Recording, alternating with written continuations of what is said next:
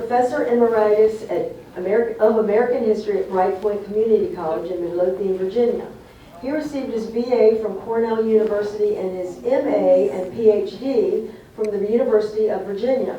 His research specialty is the Civil War era, but he enjoys teaching and learning about all aspects of American history. Dr. Kirn and his wife take frequent road trips across the U.S., which led to his interest in the history of American family vacations.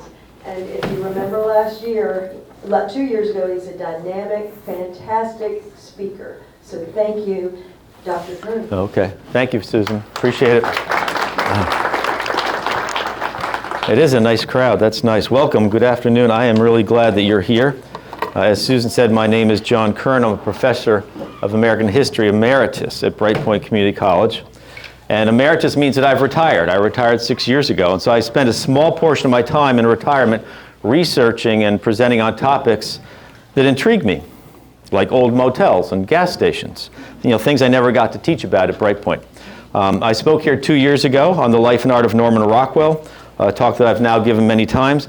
I will tell you, I will warn you, this is the first time I have ever spoken about the history of American family vacations. So you are my guinea pigs as I work out my ideas. And as I was reviewing stuff, I realized how muddled some of my ideas are in this presentation. But this is a very large topic. I mean, it's going to be a little bit overwhelming for you because it's really overwhelming for me. All right? Ultimately, I will present this material in much more detailed form in 3 or 4 1-hour, 1.5-hour classes at the Lifelong Learning Institute in Chesterfield. But that's down the road. I can't do all that in 1 hour today, so what you will be getting here is the big picture, all right? An overview of what scholars who study travel and who study tourism and vacations and the vacation industry have found out about American family vacations. This is a fun topic for me because I love road trips, all right? I grew up in a family that took road trips. My boys experienced travel in all forms from a very young age. My wife, Deanna, who is here, Deanna and I have made many trips across the country, especially in the 6 years that we've been retired. And we try to take in all the museums and the battlefields and the presidential libraries and the national parks that we can fit into our schedule when we do. And it's been great fun. And so I understand the attraction of the open road. And that's really what we're exploring here today. Americans' love with the open road. Yep. Okay. So, can people see? Well, I guess, I don't know if we want to dim lights a little bit or not. It might be easier for people to see some of the pictures. Not critical, but might be helpful. If you go back to, oh, that's too much. Yeah. I have no notes if yep. How about the other way around? Does that help or not help? It's okay? All right. If you go back to the early days of the 19th century, people did not vacation as we think of it, as we think of vacation today. An opportunity to get away, to rest and relax, perhaps see some sights. In the late 1700s and early 1800s, very few people are traveling for pleasure. And there's at least 2 reasons. The first goes back to our Puritan roots. The Puritans were Calvinists. They took work very seriously. Your work was not merely a job, it was a divine calling. And your role was to take that divine calling and to work as hard as you could in that calling to the glory of God. That is how you glorified God. Be productive. Yes, rest, relaxation, that's necessary, but only so much as it allows you to renew your body and your spirit so that you can better serve God through work. See, the Puritans were suspicious of anything that smacked of idleness or leisure. Over time, this glorification of work and this suspicion of play morphed into the Protestant work ethic. And it remains with us, especially in the 19th century, maybe less so today, but it remains with us because we have always, to this day, been anxious about taking time off from work, right? The second reason people didn't travel back then was that it was difficult. The lack of good roads and bridges made travel very slow, was very expensive, and it was often very dangerous. Nevertheless, in the late 1700s and early 1800s, you get a privileged class of Southern planters and Northern merchants who had time and who had money on their hands. And they began to travel. but not so much for pleasure. They traveled for health, all right? They would travel to escape the heat and the disease of their plantations. They would travel to escape their cities that spawned cholera and yellow fever. They would travel to the countryside, to the mountains, to the seashore. Prior to the 1850s, most vacations consisted of wealthy Americans traveling to mineral springs, primarily to preserve or to recover their health. You can see from this map right here of geothermal activity in the United States that a lot of those mineral springs are in Western Virginia right here. Now in the late 1700s, nobody's traveling out here where all the good springs are. But you know, we have a bunch here in Western Virginia that we're very blessed with, and they became very popular. Two of our most famous Virginia resorts today, right? The Greenbrier in White Sulphur Springs, West Virginia, and the Omni Homestead in Hot Springs, Virginia, got their start in the late 1700s when visitors discovered the health-restoring power of their water. But there were a lot of other spas. There was Saratoga Springs in New York. There was Stafford Springs in Connecticut. There was Bristol Springs outside of Philadelphia. And then Cape May, New Jersey became a very popular seaside resort. Doctors recommended to their patients, hey, you need to go to these places because you can benefit from the climate or from the air or from the water. And so these people would combine their spa treatments with rest and relaxation. They'd have games of cards, they'd have billiards, they'd do lawn bowling, what they called nine pins, concerts, dances, parties, activities that we might associate with vacations and leisure. But it was okay because they were there for their health. It was okay to take time off and have fun because they were there for their health. As historian Cindy Aaron points out, these were very genteel people pursuing genteel pleasures. Unfortunately, the middle and the lower classes couldn't really afford to leave home, with one exception. During the first half of the 19th century, many of them attended religious camp meetings. This was the time of the Second Great Awakening, the 1820s through the 1840s. These camp meetings were open-air religious services. They would go on for days, and they would attract hundreds, often thousands of people. And these camp meetings met a spiritual need for sure. But for a lot of rural folk who are living out on the frontier, they also met a social need. And we know that there was a lot of frivolity in the campgrounds in the evenings after the preachers were done preaching. Behavior that we would today call leisure or vacationing, right? But rich or poor, none of these people prior to 1850 would have used the word vacation. The term vacation at that time refers to a student or a teacher's break from school or college. Only after the 1850s does the word vacation come to mean a time set aside for travel or for recreation. So let's look at the period from the 1850s to 1900. During that time, during those 50 years, vacationing is going to grow rapidly. It's only going to be temporarily interrupted by the Civil War. But it's no longer just the rich vacationing. What we find, especially after 1870, is the emerging middle class taking vacations. Not the working class yet. That's going to wait till the 1930s, 1940s. But the middle class, those with white-collar positions who have a little more education. This is an urban middle class, according to one historian, who lived well, but they lacked great wealth. But over time, their lifestyle came to include the possibility of a summer vacation. As historian Cindy Aaron writes, and she's the authority on 19th century vacations, over the last half of the century, a vacationing infrastructure emerged in this country. A financially comfortable population, the middle and upper class, whose work was structured to allow for short periods away. A range of resorts are going to grow up to receive would-be vacationers, and a transportation network, the railroads, to get people where they wanted to go. So let's look at this very quickly. And I'm going to move very quickly through this because I want to get to the 20th century, which is more interesting stuff, to be honest. All right. Let's look quickly at three types of vacations which became popular from 1870 and 1900. And the first is resort vacations. All right. During this period, the number of resorts in every section of the United States grew exponentially.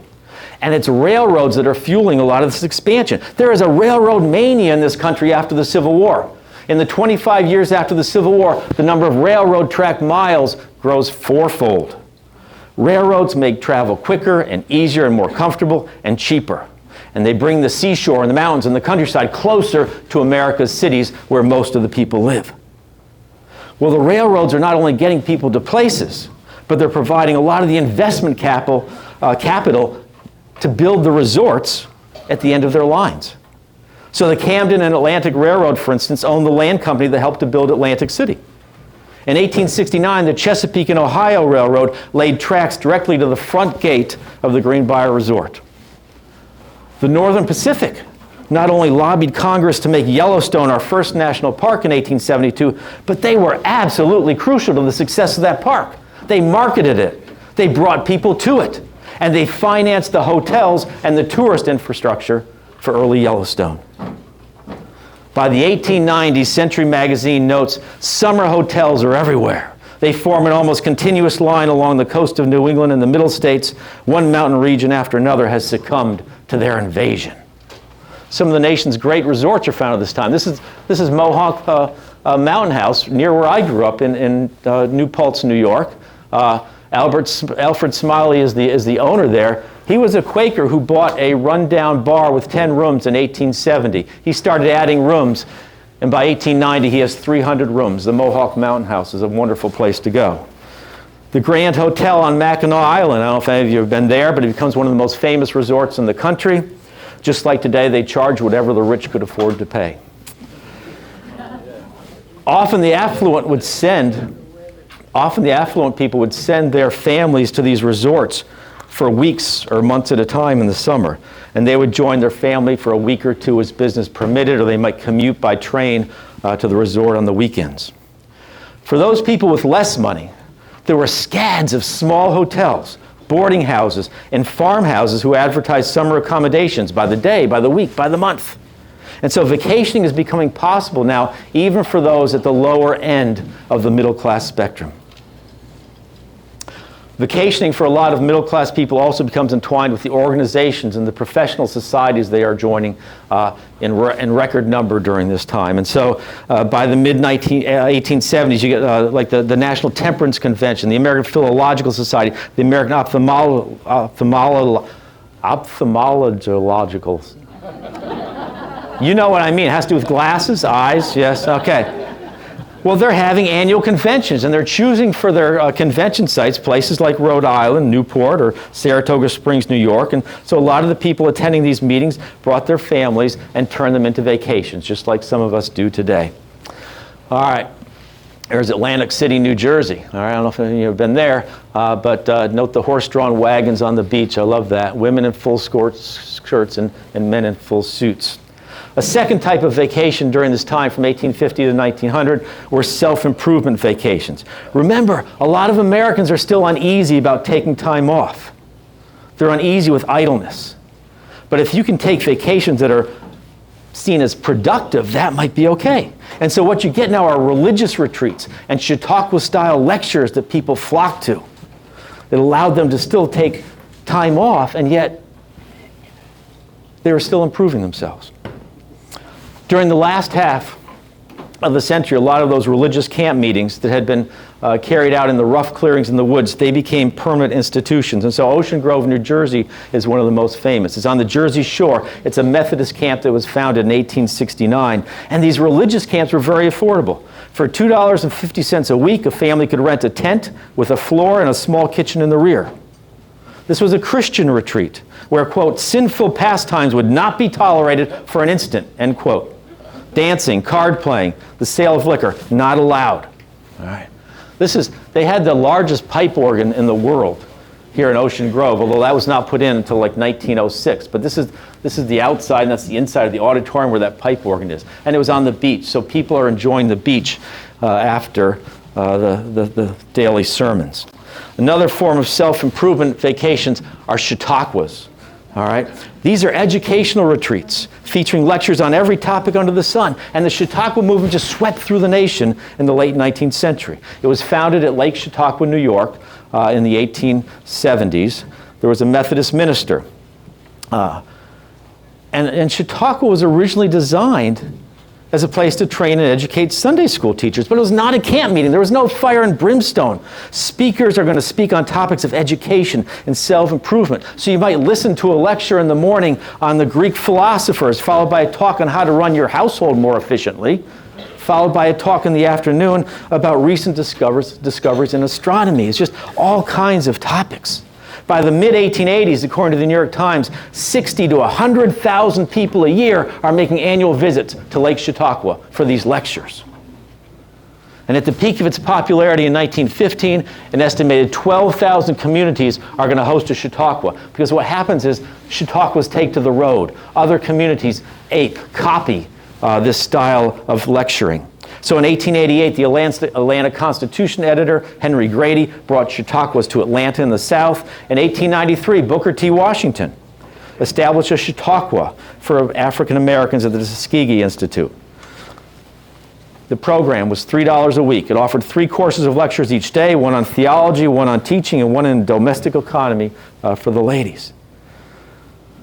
As a local newspaper editorialized on the value of these Chautauquas, no late hours, no headache in the morning, pleasure made sensible, amusement made reasonable. Chautauquas, they reached their peak, in the early 1900s. The third type of vacation, now look at this, Chautauqua, 80 entertaining lectures and studies for $2.50, less than 4 cents a piece. A third type of vacation which emerged during the second half of the 19th century is touring. All right? By the mid-19th century, the primary American tourist attractions are Niagara Falls, Mammoth Cave in Kentucky, the Connecticut and Hudson River valleys, and the White Mountains in New York. As early as 1870, people are making it a point to visit the Gettysburg battlefield. By the 1880s, guidebooks written by the railroads are telling people where to go in Richmond to see the local Civil War sites. The 1876 centennial in Philadelphia, it's our 100th anniversary. The 1893 Chicago World's Fair attracted huge crowds. After all, if you go to the main building at Philadelphia, that Philadelphia Centennial, the main floor covered 21.5 acres. 21.5 acres of floor space. It was the largest wood, iron, and glass building in the history of the world. You got to go see that. The 1893 Chicago World's Fair features the very first Ferris wheel ever designed and built by George Ferris. Every car, and there's 36 of them, seats 60 people and has a butler. A total of 2,160 people can ride that Ferris wheel. By 1918, it's rusting in St. Louis. And so the other thing you get also is some camping, actually. In the 1870s, magazines, newspaper articles start reporting on the restorative possibilities of camping. Get out in the fresh air, isolation, quiet. Medical opinion had it that all the urban diseases were brought on by too much civilization. You got to get back to nature. And so you do get middle-class men and women starting to experiment with camping in the 1870s, 1880s. But family camping, that'll wait mostly until the 30s, the 40s, the 50s. All right. This is also the period when Congress sets aside our very first national park, Yellowstone, in 1872. It's a very expensive 6-week excursion to get out to Yellowstone in 1872. But in 1883, the Northern Pacific has taken its tracks right up to the edge of the camp, right up to the edge of the park. And all of a sudden, hordes of tourists and hunters and men out to make a buck are going into the region. Yosemite, Sequoia, Mount Rainier are national parks that are added in the 1890s that people are flocking to. Now, I want to say just a few words about national parks.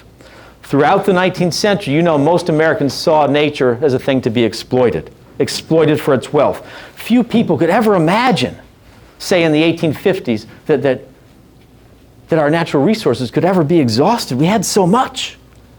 See, but by the 1860s, an alternative view is beginning to emerge. In the 1850s, white men are going to the Yosemite Valley for the very first time, and what are they finding? They're finding giant sequoia trees that are 3,000 years old and they're 300 feet tall.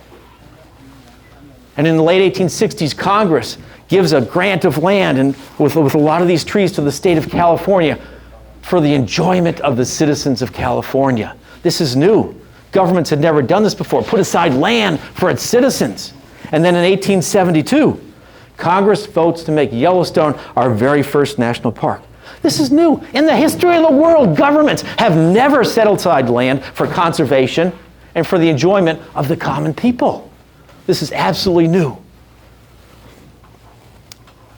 Yellowstone was the very first. National parks were, as Wallace Stegner wrote, America's best idea. And today, we set the ball. Today, there are more than 4,000 national parks in 200 different countries. But it started with Yellowstone. As an aside, the growth of our national park system is a great story. It's one that I would get in here, that I will talk about more when I do these lectures in a more detailed manner. But, it's a story full of ups and downs and progress and setbacks and heroes and villains. And it's a story containing people you know, like John Muir and Teddy Roosevelt, and then lots of people you don't know who are even more important. If you don't know much about the national parks, a good place to start is Ken Burns' documentary, which came out in 2009, The National Parks, America's Best Idea. All right. Okay. Other recommended reading. Douglas Brinkley's Wilderness Warrior on Theodore Roosevelt. It's 600 pages only on Theodore Roosevelt's environmental views and actions. Roosevelt was absolutely amazing. Yes, he had some faults, absolutely, but in terms of his ability to appreciate the environment, he was absolutely amazing. He had memorized over 400 bird calls. Yeah.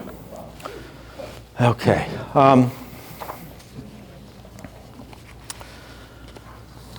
The late 19th and early 20th century was a time when there was so much transformative technology in this country. The application of electricity to industrial manufacturing is going to launch the second industrial revolution. Factory output will soar to new heights, and historians argue that this transition in the early 1900s to an electrical economy was every bit as life-changing for people back then as the transition to the digital economy has been for us since the 1970s. You can see how much life has changed for us since the 1970s. Well, it was every bit just as much so for people back in the early 1900s. And then you add to the electrical to the introduction of electricity, you add to that the internal combustion engine. All right? And this is going to be huge change. Early versions of the automobile and the internal combustion engine originated in Europe. In the US, you have two brothers. You have Charles and Frank Duryea, who are usually credited with building the first American-built gasoline engine. By 1899, there are 30 auto manufacturers in the US, and they're selling about 2,500 cars a year. Between 1900 and 1910, 485 automobile companies are going to be established. 485. One writer noted, every bicycle maker thought they could add 2 more wheels and an engine and suddenly have themselves a car. Who was the first person in the United States to market a car somewhat successfully?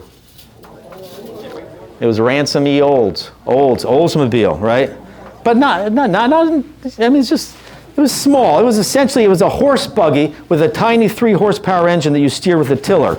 And he sold 5,500 of them in 1904 for the price of $650 each. But it was the first American car that was sold in any quantity. But you're right, Henry Ford is the person we need to pay attention to. He begins the Ford Motor Company in 1903, one of 57 car companies founded in that same year. And while most car makers are pitching their cars toward elites, Ford is saying, I'm going to make a car for the multitudes, everybody. And so in 1908, he introduces his famous Model T, any color you want, so long as it's black. He's going to sell 18,000 in 1909. He'll sell 170,000 in 1912. And then what do you get next? 1913. The moving assembly line. The moving assembly line. All of a sudden, the time it takes to build a Model A drops from 12 and a half hours to 2 hours and 40 minutes. By 1920, he can build a Model T in 93 minutes. That means low cost. And so by 1925, the basic Model T runabout was about $260. That's about $4,700 in today's money. And it was remarkably easy to drive. It was easy to repair. No other American car has made an impact like the Model T. And Ford's competitors are going to copy his techniques. And by the late 1920s, they're going to surpass him. GM will control 40% of the market by 1927. Now, GM's a holding company. William Durant's motto was a car for every purse. And so he had a variety of nameplates, a variety of different companies, car manufacturers that customers could choose from. You got Cadillac, you got Buick, you got Oldsmobile, you got Chevrolet, you got Oakland, which was later Pontiac. And in the 1930s, GM brought in Alfred P. Sloan, who shaped GM into an industrial giant. Sloan introduces in the 1930s the concept of annual model changes. You know, you change the shape of a taillight here, you change the shape of a fender there. They're just cosmetic.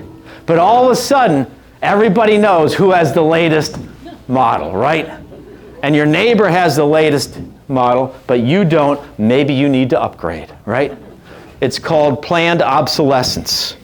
Built-in obsolescence. GM was also the first to provide for installment buying. But it was Sloan's success at GM that pushes Henry Ford to upgrade his cars and to push styling rather than engineering. Because he had never pushed styling, much to his son's displeasure. His son Edsel had told him all along, Dad, you're not going to go anywhere with this. You gotta make your cars look nicer. Well, by 1939, cars were no longer the toys of the rich. This just shows, I'm sorry, I'm off track with the pictures here, but it shows the Model T sales over time that just explode. Because people could afford it, and it was reliable.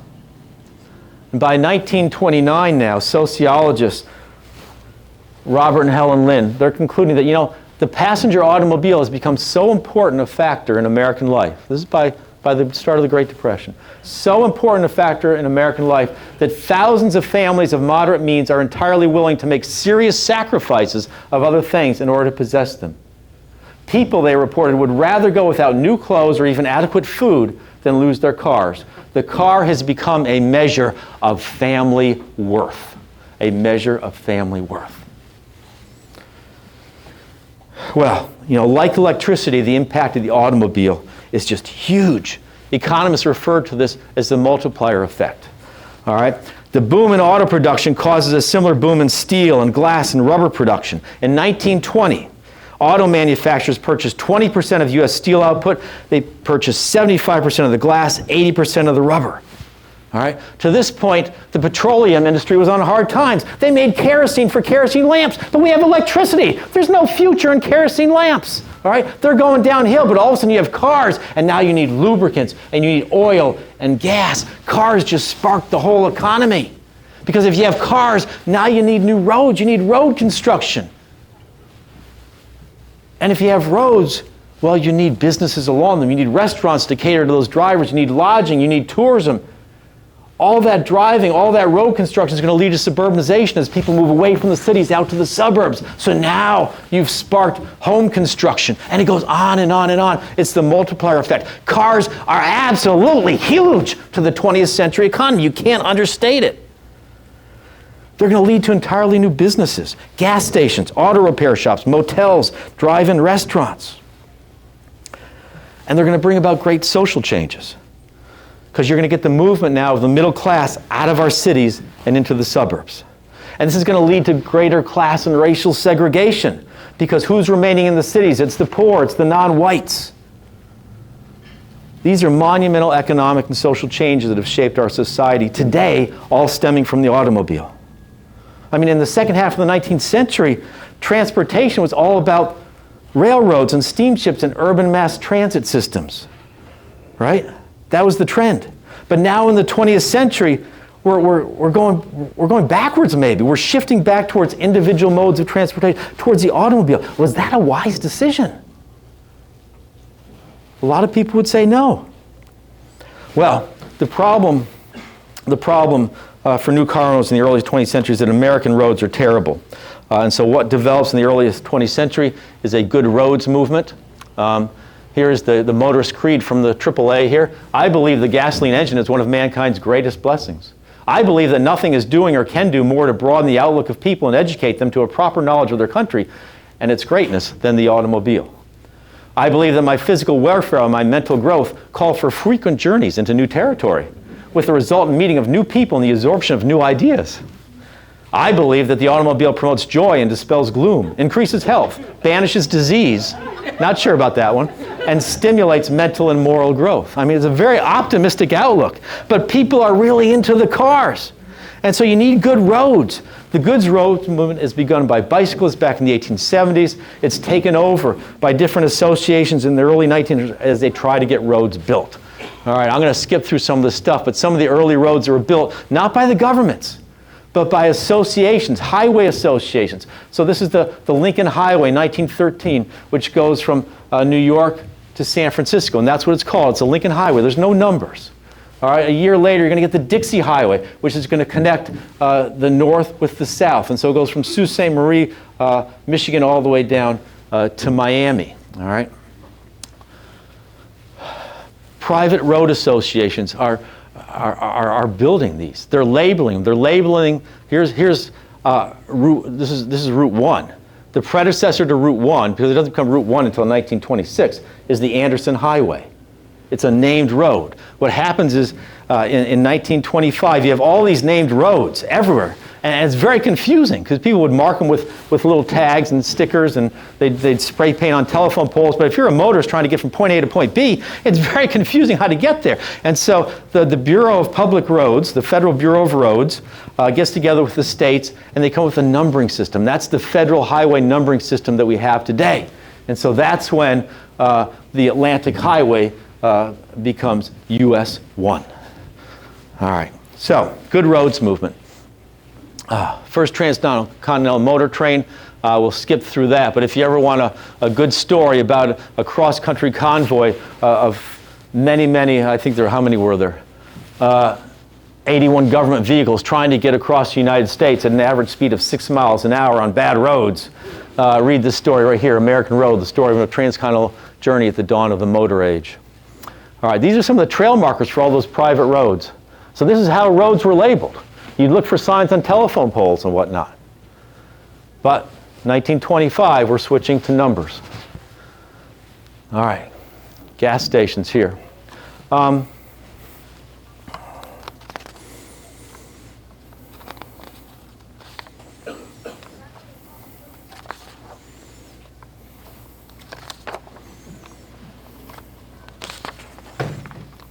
There's so much stuff. All right. Gas stations. I love the architecture of the early gas stations. What you have here is what's called, there you go, Slayton's Mobile Station. I opened in Dearborn, Michigan in 1939. So look at the structure there. What is it today? Einstein Brothers Bagels. Yeah. But the architecture is so interesting. What you're going to get, and you're going to get it first in the gasoline industry, the oil companies, is place product packaging. You develop standardized chains in which each service station or motel or fast food restaurant employs the same logo, has the same exterior architecture, the same interior room decor, provides the same level of service, and charges roughly the same price throughout the nation. And the oil companies are going to do this first. You know, every oil company is going to develop a look. And you'll know when you see it, because they're going to test. They're going to test, okay, if cars go by this station at 50 miles an hour, will they recognize that this is a Shell station? And they will. All right. Place product packaging. And the motel industry and the fast food industry will do it, but they'll do it later. It'll take a little bit longer. The oil companies do it first.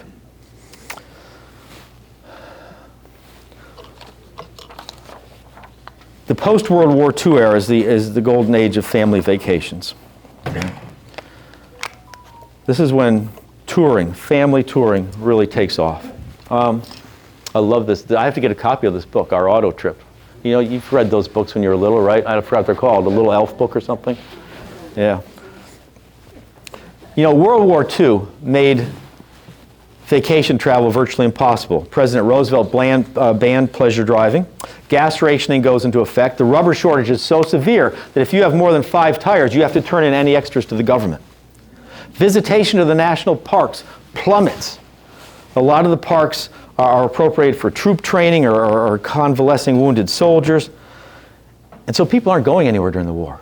But once the war is over, car ownership is going to soar, and now whole families, are going to take to the road in numbers never before seen. And this is true now for not only upper class, not only middle class, but for working class families as well.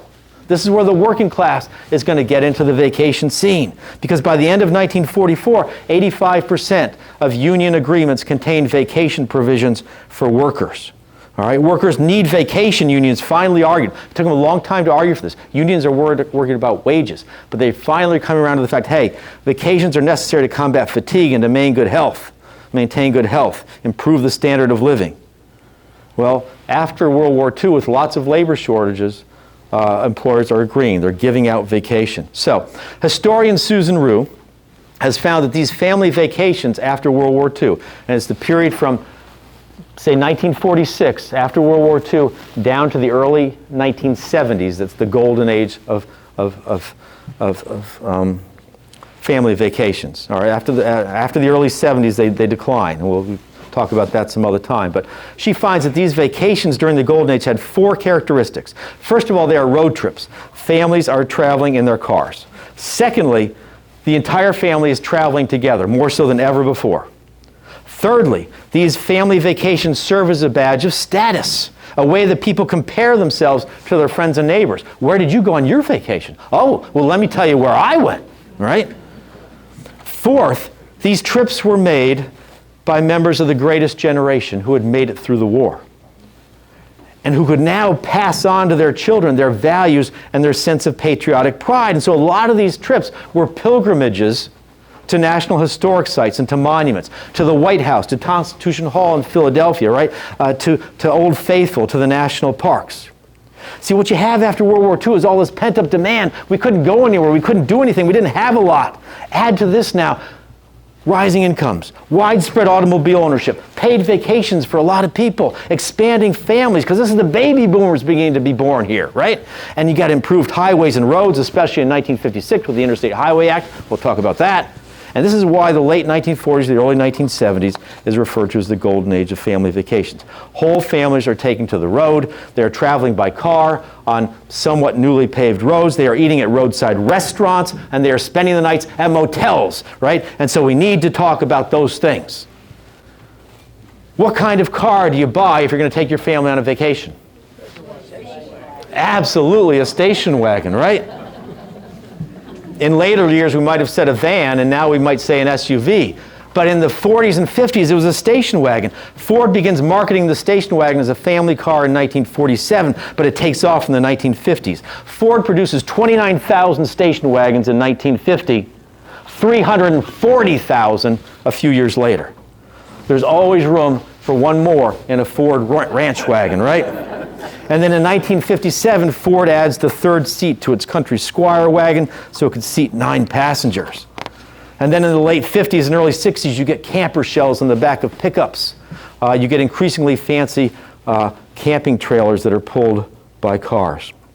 Well, while mom is packing clothes and games for the kids, it's dad's job to plan the route and to get the car serviced. The gas stations have guides for planning family vacations. They also have road maps. Do you remember when our glove compartments were stuffed to the hilt with road maps? Yeah. Well, if you examine travel illustrations on these road maps, and historians have done that, how do they portray travelers? Before World War II, the idealized traveler was a single figure or a couple, always white, right, and fairly well off. After World War II, what you get are families traveling, right? You get a family, usually of 4, and sometimes even a dog. And on the map, you'll often see Dad talking to the service station attendant who's cleaning his window, and Mom taking little Susie off to the bathroom, right? Because we at this station have really clean bathrooms. And we want to make sure you know that. Sanitary restrooms is a phrase you find on nearly all maps. And we understand that. My wife and I do not stop at Buc-ee's for the beaver nuggets. We go there for the clean bathrooms, right? Yeah. Well, when the family gets hungry on this road trip, where are you going to stop? Well, you got a choice here. On the back roads, you might find a little mom and pop place like this, but you know, as you travel more and it gets later on, you're on more progressive roads, even the interstates, you're going to find maybe the Howard Johnsons. And which one do you think will satisfy the family, all members of the family, better? Probably, because you don't know what this guy's serving, but you know exactly what a Howard Johnson's has. You have the menu memorized. I still remember from my childhood, Tuesday nights, all you can eat fried clams at Howard Johnson's. That's what we did. Love it. Howard Johnson's was founded in 1925 by Howard Deering Johnson's. It's one of the first chains to really welcome families with children. By 1940, Hojo's has 130 restaurants in New England and Virginia. By the 1950s, they have hundreds of restaurants, all with their trademark orange roof and turquoise cupolas. All right, their atmosphere is a blend of a dining room and a soda fountain. And like most chains, the families are going to get their food very quickly. Why? Because it's all fried. They're going to get it quickly because it's all fried. Most of it. And best of all, of course, Howard Johnson serves how many flavors of ice cream? 28. See, families knew exactly what they were getting when they pulled into a Howard Johnson's or a chain like it. This would be so with all the chains, with all the fast food restaurants. They are predictable, yes. Boring, yes, but they're safe. And after a long day of driving in strange territory, what you want is no surprises. You want place product packaged restaurants, and that's what you're getting. Everyone looks the same, everyone has the same menu. You know what you're getting. Richard and Maurice McDonald opened the first McDonald's in 1940 in San Bernardino, California. It was a sit-down restaurant, but after World War II, they converted it, rebranded it as a Speedy drive-in hamburger stand. This is Speedy. This was the McDonald's icon before Ronald McDonald came around in 1963. Speedy. That's why they have a Speedy service system. Well, Roy Kroc is going to join the McDonald's company in 1955, and by 1960, McDonald's has 250 units. By the late 1960s, it's the most popular franchise. Their motto is quality, service, cleanliness, value. I haven't heard that lately, but that was their motto back then. Quality, service, cleanliness, value. Just what families needed at home and also on the road. Well, there is so much more to be said about the rise of the fast food industry, but we're going to have to leave it at that. All right, so you've been driving all day, the kids are cranky, where are you going to stay? You can't talk about family vacations. Good, we'll get there. You can't talk about family vacations without talking about the evolution of motels. Have you driven down Route 1?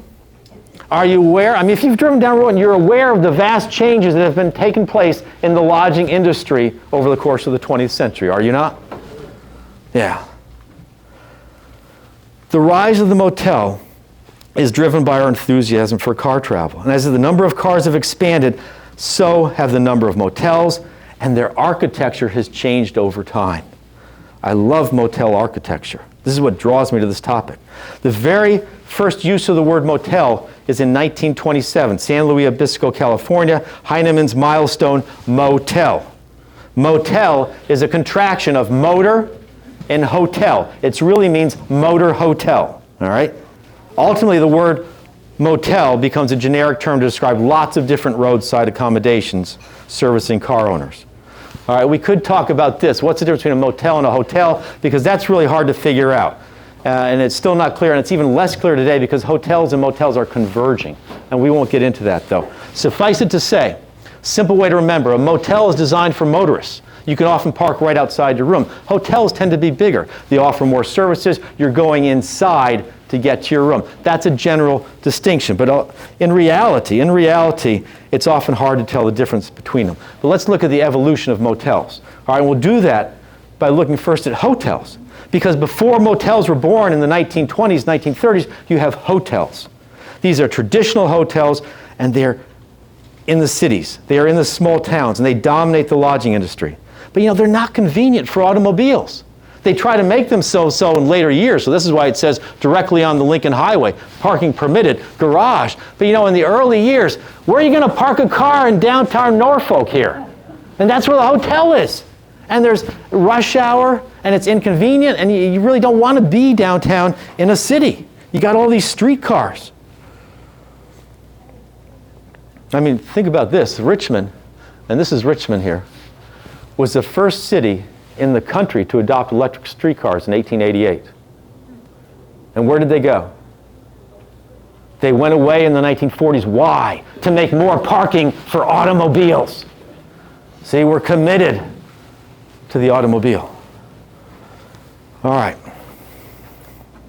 So hotels are really not convenient for automobiles. Car travelers are adventurers. They're looking for a different experience, They don't want to be in congested downtown areas with very little parking. They want inexpensive overnight accommodations convenient to the highway that they're traveling on. So what you get, especially in the West, is the rise of auto camping. There we go. That looks like fun. It reminds me of my dad's first minivan, which had a similar tent that came right off the side of the door. You know, the door that slid on the side of the Voyager van? He had a camping edition. Had a tent that came right off of it. All right. Auto camping. Motorists are going to set out with tents and their cooking pots, and they're going to simply camp along the highway. They're called tin can tourists because they tend to litter the countryside with tin cans that they eat out of, and also because they're driving tin Lizzies, which is the nickname for a Model T. But the problem is these motorists are setting up their campsites anywhere they stop, often on private property. They're not asking. And so towns along these highways are going to organize to protect our communities. I mean, these guys are essentially squatters. We have to organize. And so they set up these free municipal auto camps. Here's some more auto camping in Yellowstone National Park, 1923. Love these photos. Municipal auto camps. Free auto camps set up by the municipalities, right? So you can try to keep all the autos in one place in a specific area that can be policed. The nicer municipal auto camps have public toilets and showers, and they even provide free water and firewood. All right, here's some municipal auto camps. This is the Tin Can Tourist Camp of Gainesville, Florida. You know, Gainesville had a very progressive mayor. He said, you know, we need this camp to lure new visitors and potential new people moving to our area. What these free camps did not want were migrants, unemployed migrants. And by the mid-1920s, then, these camps start charging fees to enter and for services. Well, next come commercial auto camps, because, you know, once the public camps start charging fees, now you're going to get local businessmen setting up better camps and charging fees for profit. Their facilities would represent an upgrade over the public camps. And so they'd provide picnic tables and fireplaces and community kitchens and electric outlets and some lighting, and they'd even rent out tents. Okay, well, so now you have commercial auto camps, and I need some more pictures here. I have to do more research on that. But the next logical step is, well, instead of renting out tents, let's rent out cabins. And so now you have cabin camps. And the cabins are very simple. They're often heated, but they're simple. Parking's in front of or next to the cabin. You walk to a central building with bathrooms and showers, and there might be a store, a lunch counter, perhaps a gasoline station and a garage. And initially, these cabin camps are very basic. I mean, they're usually built by the owners. Easy to build, doesn't require much money. You can buy kits for building cabins, mail order. In 1933, this is the Depression, Architectural Record declared that cabin camp construction is one of the few booming building sectors of the Depression. In 1936, Hotel Magazine lists 16 conveniences of the cabin camps or the tourist camps. You know, and we don't need to run down them all, but you know, your car's right at the cottage door. More privacy, no street noises. I don't know what speed and emergency exits means, but I guess you can get out of your cabin quick if you need to. I'm not sure about that. Or maybe it's easier to get out than if you were in a hotel. You know, it would take you a while to get out. But, you know, home-like atmosphere, direct contact with the owner, no valet parking. That was a big thing. No tips. You go to a hotel, you have to tip people, right? On the East Coast, in addition to the cabin camps, you have what are called tourist homes. A lot of motorists would stay at tourist homes. It's a private home, usually on a main road, with a sign in the front yard stating, you know, we have one or more bedrooms to rent. In the 1930s, during the Great Depression, tourist homes are going to be a craze. In 1935, the trade magazine Hotel Monthly reported there were about 1,000 tourist homes licensed in Richmond, Virginia alone. 1,000. And so the stereotype developed that, hey, tourist home operators are either widows struggling to make ends meet during the Depression or failed businessmen struggling to get back on their feet. All right. But tourist homes, you have an extra room, you invite people in, and these are actually postcards that they would get printed up to help advertise their business. Wisconsin. All right, well, cabin camps were flimsily constructed. And as they become better constructed and the bathrooms are added to each individual cabin, see, this is motel architecture here. As bathrooms are added to each individual cabin, they tend to be called cottages now. This gets very confusing. Cottages are more durable. They're larger. They're winterized for a year-round business. They're individual units made to look like little tiny houses. They have landscaping to enhance their appeal, you know. They're a little bit more fully furnished. So now you have cottage courts. And after 1930, motel names increasingly included the word court because it has to do with their shape, right? They're increasingly arranged in the shape of a U around a central open space. You know, and how big that space was depended upon their setback from the highway. But the typical cottage court included an office building, maybe a private apartment with a private apartment space for the hotel manager. You also get some cottage courts. You also get motor courts. Now, the difference between a cottage court, these are individual cottages, sometimes with a garage, sometimes not, but you're parking right in front. These are individual cottages. Motor courts are all under one roof line. See the difference? Motor courts are all under one roof line.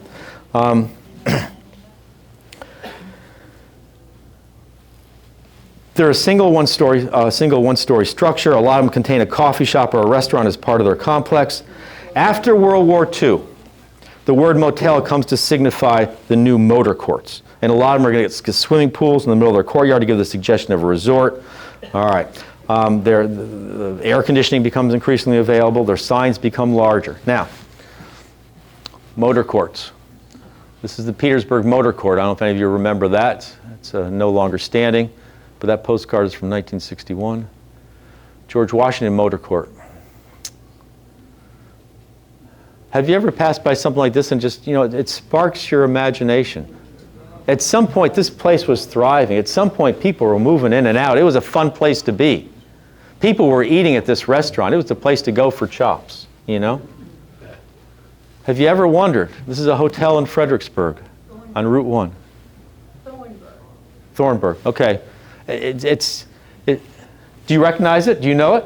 I remember passing it many times. Absolutely good, because I was trying to use Google Maps to figure out exactly where it was, and sometimes it said Thornburg, sometimes it had Woodford. Anyway, I had to figure that out. Oh, I love this, an old Virginia gas station. I mean, that's a wonderful picture, isn't it? That gas station architecture. You notice that a lot of these pictures I have, not these, but here, these are postcards. Postcards. Postcards. You know, postcard collecting is one of the biggest hobbies in the United States. Did you know that? It's called deltiology. It's a hobby of collecting and studying postcards. And, you know, for a lot of these old buildings, postcards were all the rage in the 20th century. Every little business printed up their own postcards as a form of advertising. And in many cases, these postcards are all we have to remember and know those buildings by now. That's certainly the case for these motels. And so historians study the postcards to learn about motel architecture and whatnot.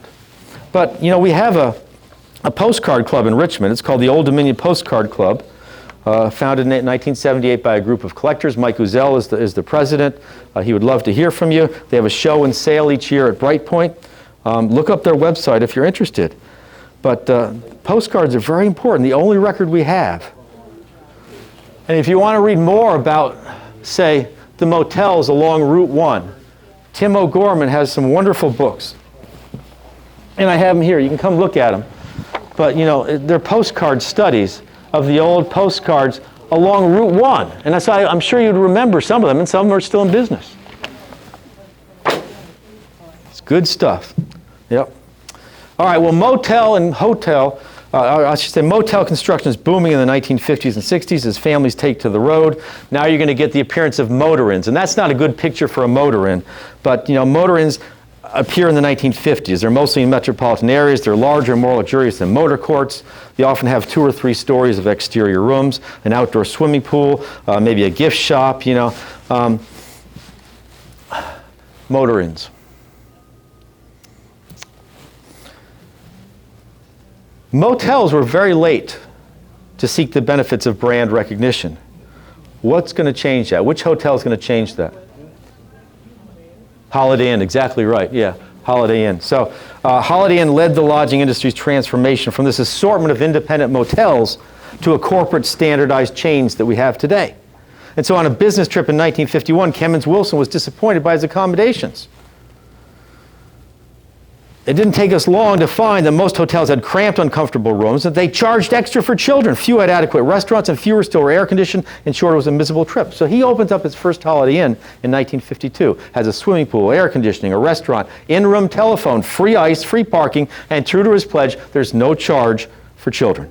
And within a few years, he had built the largest lodging chain in the United States.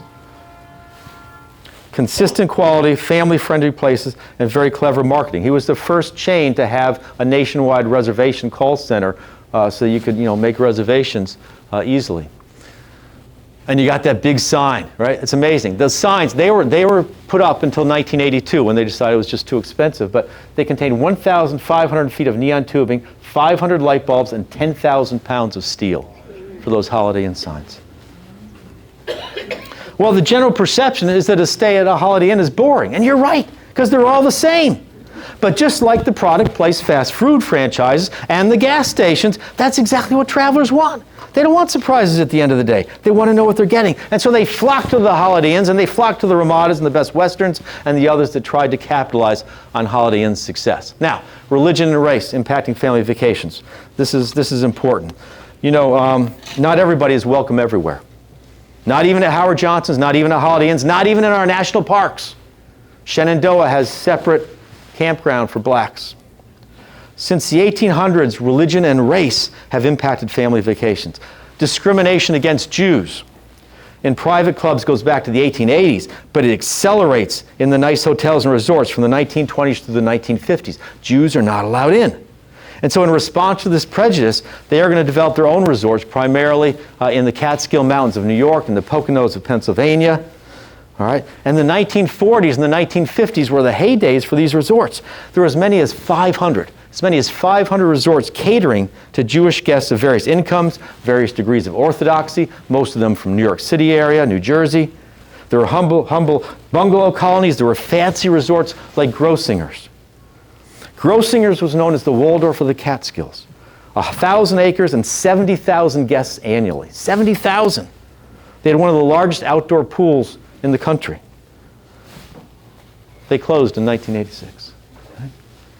If you've seen Dirty Dancing, the 1987 movie with Patrick Swayze and Jennifer Grey, it's set in a Grossinger's-like resort.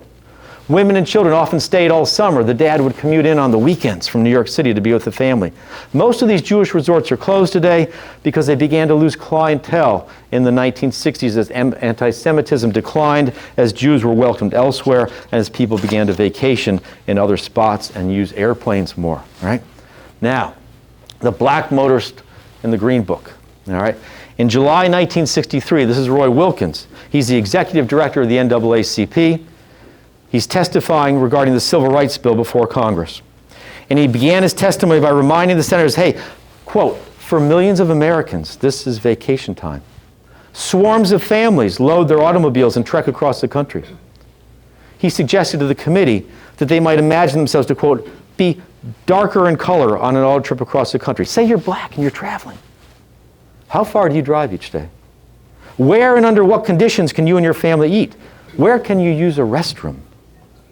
Can you stop driving after a reasonable day behind the wheel? Or do you have to drive until you reach a city where relatives or friends will accommodate you and yours for the night? You see, family car trips were so common by this time. It was an experience everybody understood. And whites traveled freely to those places they could afford, but blacks were often denied the basic right to do so. They couldn't travel and eat and sleep where they pleased. And so Wilkins uses the example of a family vacation, which everybody understands, to show why a federal civil rights bill is necessary. Well, for blacks in the South, you not only have Jim Crow laws in the South, but you have persistent discrimination everywhere throughout the country. I mean, traveling is a fundamentally different experience for black families. They're going to face discrimination at restaurants and motels all over the country, even Howard Johnson's. In the late 1940s, they are writing to the NAACP about being denied service in the Midwest, in the Northeast, in the West, and of course the South. And many of these people were World War II veterans. The emotion they most often cite in their letters to the NAACP is humiliation. We were humiliated. They don't want to be humiliated, especially in front of the family, in front of the children. Black motorists have to navigate sundown towns, all white communities that banned black people from entering the city limits after dark. To avoid the, quote, humiliation of being denied basic services, many are forced to travel with ice coolers, with bedding, with portable toilets, extra gas cans, because you don't know where you can get gas. Black folks, when author writes, never left on a trip without taking food, because there was no guarantee where they would be served anywhere. They often drove at night to avoid being harassed by the police. But you say, oh, well, you're missing the sights. Why would you drive at night? Don't you want to see where the countryside you're passing? Well, seeing nature on the open road was the last thing they wanted to see. It was more important not to be seen by the police. You always drive under the speed limit. If you drive 1 mile more over the speed limit, you're going to get a ticket. But if you go too slow, you can be stopped as well. And so you learn to drive a mile or two under the speed limit. But if you have a slow car in front of you, now that poses a real problem, because in many Jim Crow states, it's illegal for a black driver to pass a white driver. One of my favorite books, which brings out the difference, or the difficulties faced by 20th century black travelers, is Isabel Wilkerson's The Warmth of Other Suns, the epic story of America's Great Migration. It's a great book. If you, once you get going, you'll keep going.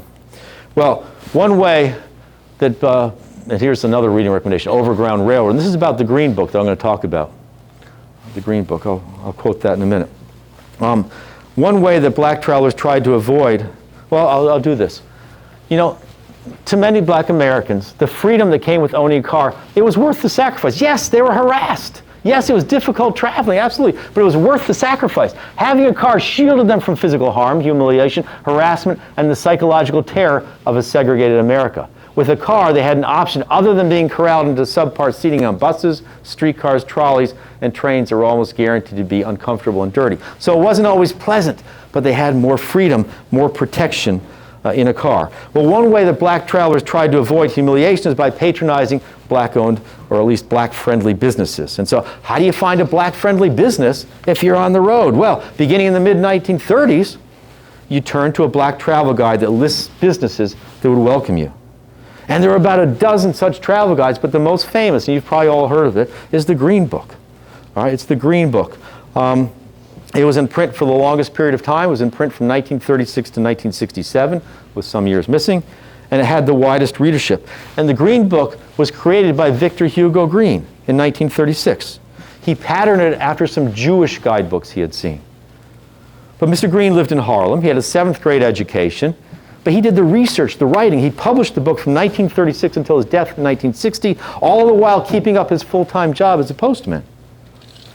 The Green Books contained more and more information over time, but what never wavered, according to historian Candace C. Taylor, was the courage and the security it afforded black people so they could pack up their cars and go. And so the Green Book, over the course of its lifetime, listed about 9,500 businesses.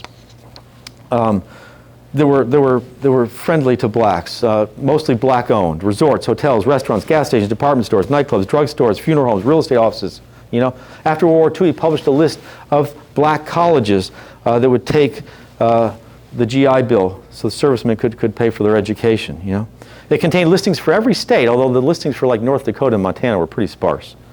Later editions included international travel in Canada, the Virgin Islands, Europe, and Africa. Green actually set up a travel agency in 1949 to help black travelers obtain passports and book tickets. Now, the Green Book was not a militant publication.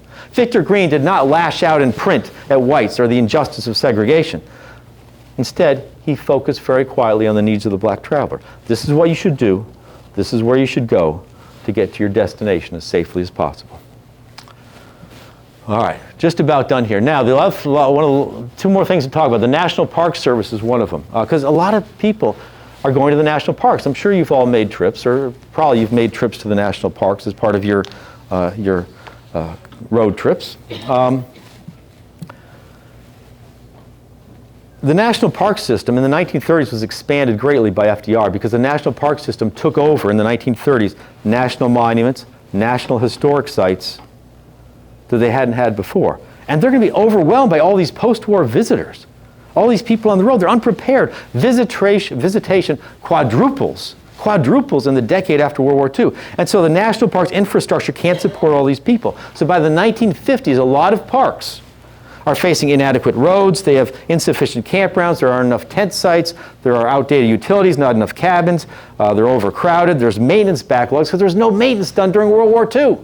So now they're falling apart at the precise time. Everybody's coming to them after the war.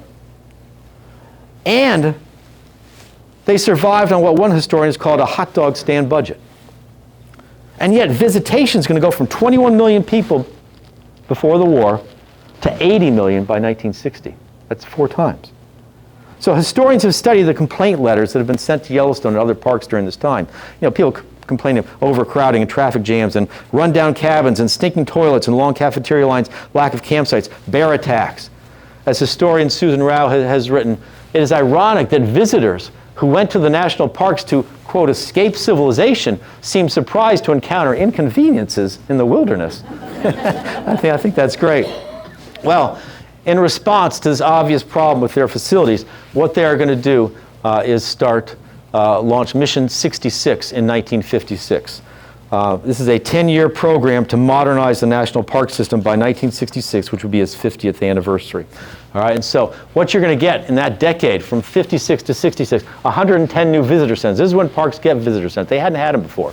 All right, 5 times the number of parking lots, new roads, 57 new campgrounds, new water systems, new sewer systems, power systems, rehabilitated toilets, right? Additional hiking trails, housing, 78 new parks, monuments, National Lake Shore for the first time. You know, vast expansion during this time.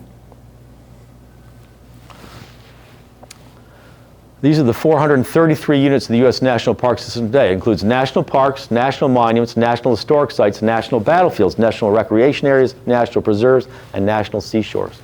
Adds up to 433 units. All right, and the very last topic, and I appreciate you, I am a little bit over, I'm sorry. I'll go really fast here, but this is really important. It's the highways that we all travel on. It's the interstate highway system, right? The movement for a transcontinental superhighway began in the 1930s under Franklin Roosevelt. He wants to put people to work, so he said, what if we build a superhighway all the way across the country, and people pay tolls to go on it? Well, this is going to lead to the Federal Aid Highway Act of 1938. The Bureau of Public Roads is going to look into it. But then World War II happens, and it puts a stop to all this. So then now, when Eisenhower takes office in 1953, he said, we really need some interstate highways. He calls for an interstate highway system in the State of the Union address in 1954. There's also a military justification, because what else is going on in the 1950s? The Cold War, absolutely, right? And so this is the height of the Cold War. Military planners want interstate highways so people can evacuate more quickly in the event of a nuclear attack. They also want highways around the perimeters of all the cities, i.e. the beltways, right? So that people, as they flee, can avoid cities that have had a direct attack. In other words, you don't want to drive into a city that's had a direct attack. In order to drive out again, you got to go around the outside. That's why we have the beltways. Well, it's going to take 2 years of bartering in Congress over funding.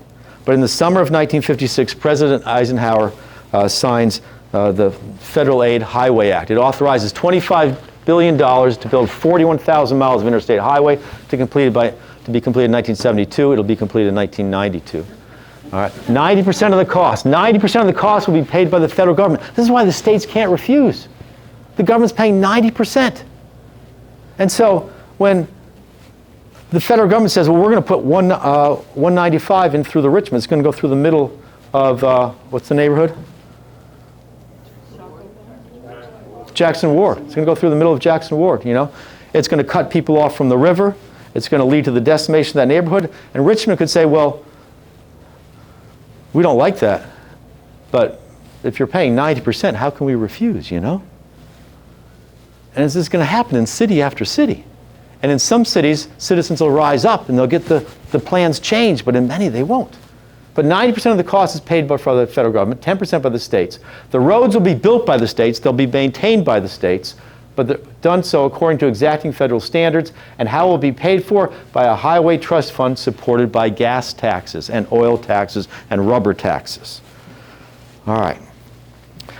Support for the highway was overwhelming, for the interstate highway system. Businessmen loved it, the public loves it, but over time it's very clear that It's going to come with a cost. Now, the other thing I'll point out is that if automobiles are going to go for long distances at high speeds, they have to be built better, they have to be built safer. All right, because I didn't put in here, I forgot, the picture of my sister sitting in a car seat in 1969. But I told my mom, are you kidding me? Come on. It just hooked over the back of the seat, this little metal seat. All right. What you're going to get is outside mirrors and turn signals are going to become standard equipment in the 50s. Around 1950, those two-piece windshields give way to a single curved piece of glass for more visibility. 56, GM's going to add separate high beam and low beams. Tail lights are going to be enlarged. The intensity of brake lights are going to be increased. And Ford's going to offer a safety package that includes a padded dashboard and sun visors and front seat belts in 1956. Very few chose that option. Very few chose the option of front seat belts. All right. But there's a cost to the highways. Major achievements. Absolutely. It leads to national economic integration. It makes it possible for people to get people and businesses there. Our goods move quicker, faster freight movement, safer long distance travel. Yes. The highways are safer. The interstate highways are safer than the local roads or the lesser highways. There's national defense benefits. You can move troops about quickly. Although the overpasses were not designed as they were supposed to, so a lot of the equipment can't actually fit under the overpasses. Greater mobility, regional economic growth. On the other hand, you also have increased suburban sprawl, because now that you have the interstates, everybody's moving out. Everybody's moving out to the suburbs, right? That's leaving the inner cities without a tax base, leaving the poor there. There's environmental degradation associated with the interstates. There's auto and truck dependence. We are more dependent than ever before on the automobile, and this really bothers people. The decline of rail and transit, because during this whole time, nobody's paying any attention to the railroads, and they are going downhill. That's why you're going to get the creation of Amtrak in 1970, and that hasn't improved things all that much. We're not paying any attention to the rail and the transit. And then there's social and racial inequities, such as Oregon Hill, because of the interstate highway system. This is Charles Kroll, if you remember him, on the road. Some objected to the blandness of the interstates. Thanks to the interstate highway system, it is now possible to cross the country from coast to coast without seeing anything. Yeah.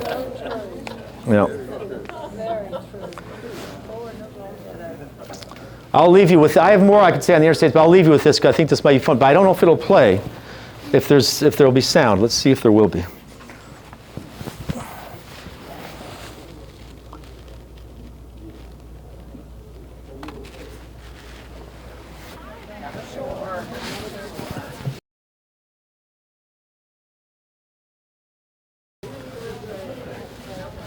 Got to turn up the volume somehow.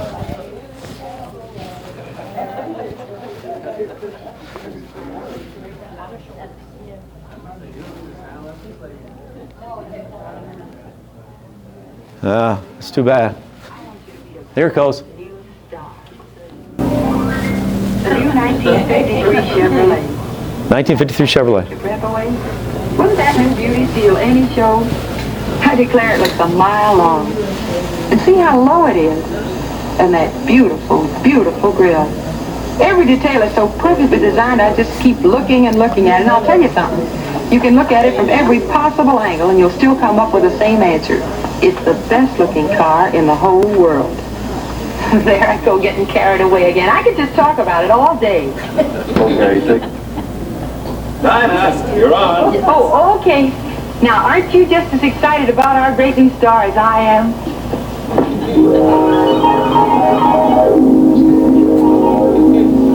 See the USA in your Chevrolet.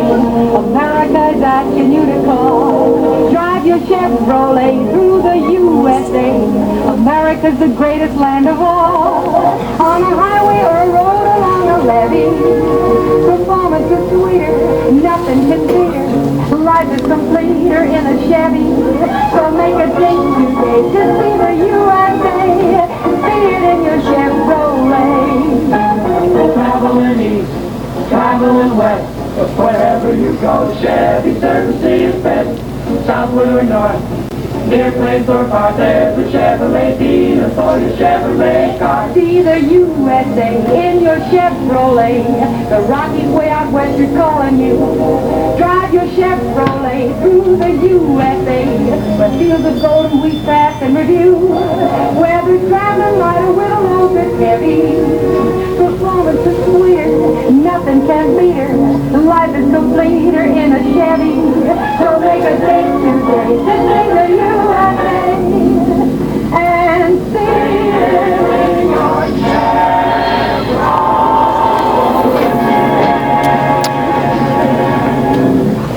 Well, I was going to say a few things about some of the problems with our dependence upon the automobile, but the fact is we love our road trips, don't we? We love our automobiles. Yeah. Okay, thank you very much. That was fun. Sorry to go over.